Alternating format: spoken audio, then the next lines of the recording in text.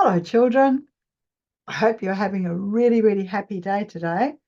It's Saturday today, and I am in Perth, Australia, and it's a little bit cold because we're in the middle of winter. So I've got a nice warm coat on here. I'm going to read you a story today about someone who did not like writing stories very much.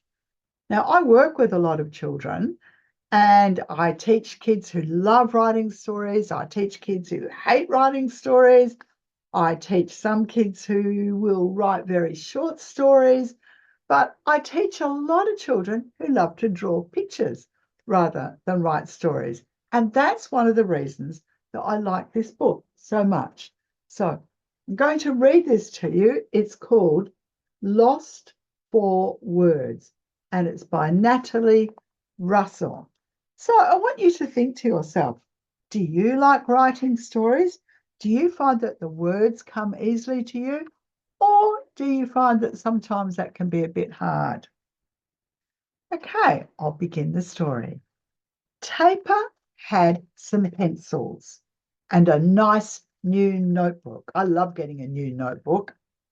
He stared at the clean page and he tried to think of something, anything. But nothing popped into his head. He couldn't think of anything to write. It felt empty. His head felt empty, just like the page. So he had an empty page and he couldn't think of anything that he wanted to write on his page.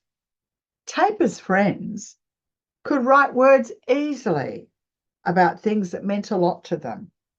Giraffe was writing a poem about his favourite tree.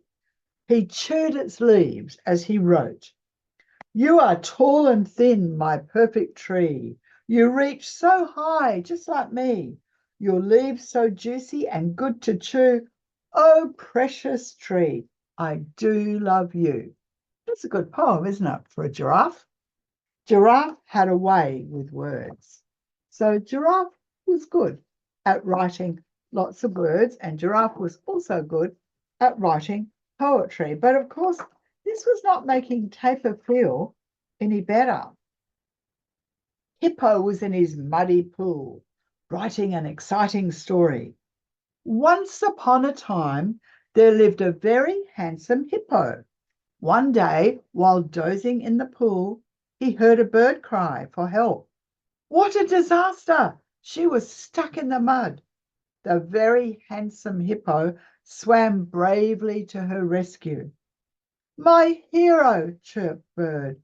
Thank goodness the handsome hippo was an excellent swimmer.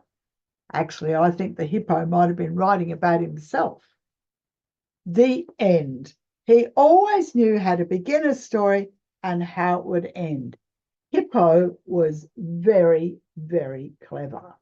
He was very clever at writing stories and knowing the words to start with them and the words to finish them. So think about the bits of the stories that you like to write. Or maybe you don't like to write any part of the story. Flamingo was composing a song about the sun. She hummed softly as she wrote, "When the sun shines brightly in the sky, I feel so happy, I want to fly. I stretch my neck and I fluff out my feathers. For me, sunshine is the best of weathers. But when the clouds come and then the rain, my long, long legs become cold again." Her song was so perfect, it brought a tear to Taper's eye. What a beautiful song from Flamingo. So when you're writing, you could do a story, or you can do a poem, or you could make a song. I must be doing something wrong, thought Taper. So he tried humming. He tried wallowing in the mud. He even chewed on some leafy, juicy leaves, just like Giraffe. But no words came, and the harder he tried, the crosser he felt. And you can see he's just thrown his newspaper down. Have you ever felt really cross at something and you've just gotten hold of it and just thrown it down? because it's just too hard. It's not fair, said Tapper. Don't worry, said his friends, you'll think of something. But Tapper wasn't so sure, and he walked away. You can see him walking away, and he's really not feeling very happy. He feels that he will never be able to write anything. Far away to a quiet place on top of the hill, that's where he walked to, and there Tapper looked out at the beautiful view, and he began to think. Then very carefully he opened his notebook and he unpacked his pencils. What do you think he's going to do? What do you think? Do you think he's got an idea for writing? What do you think he's going to do? And without a word, he drew the sun, big and round, right at the top of his page, a bright sun, especially for Flamingo. Under the sun, Tapper drew the river, long and winding down to the pool where Hippo liked to play. He added plenty of mud to keep Hippo happy. So he did lots of pictures that were going to be really, really good for his friends. Next to Hippo's pool, he drew a tall tree. Now, who would that be for, do you think? Tapper covered it in fresh green leaves because he knew Giraffe would like it that way. And when Tapper had finished, he looked proudly at all that he'd drawn. But there was something missing. What do you think could be missing from what he had drawn? Have a think. What do you think could be missing? 3 friends so important that they needed a page all of their own. All of their own. So he thought maybe his friends are so important that they need a page all to themselves. Tapper rushed back to show his friends what he'd drawn. How wonderful you are, said Giraffe. You draw so well, said Hippo. It's beautiful, whispered Flamingo, wiping a tear from her eye. Tapper didn't need words, after all, not one.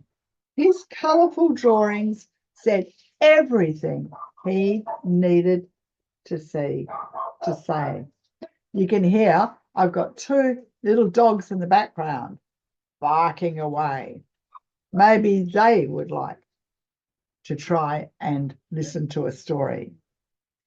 And they said it perfectly.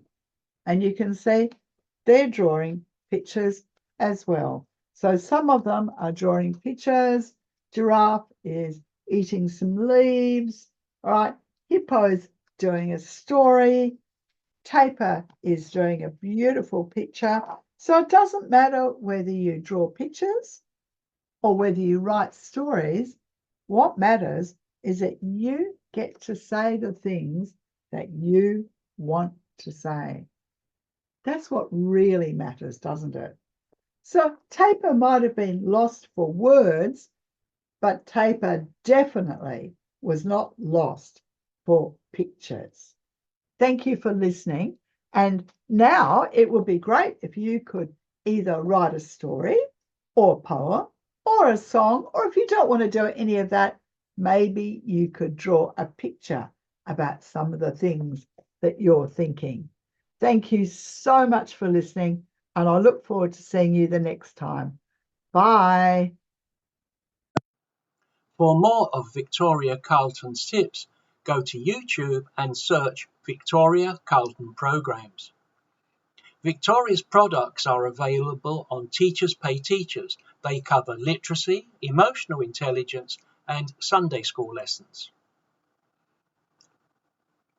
Victoria's website address, blog, and email address are on the screen in front of you.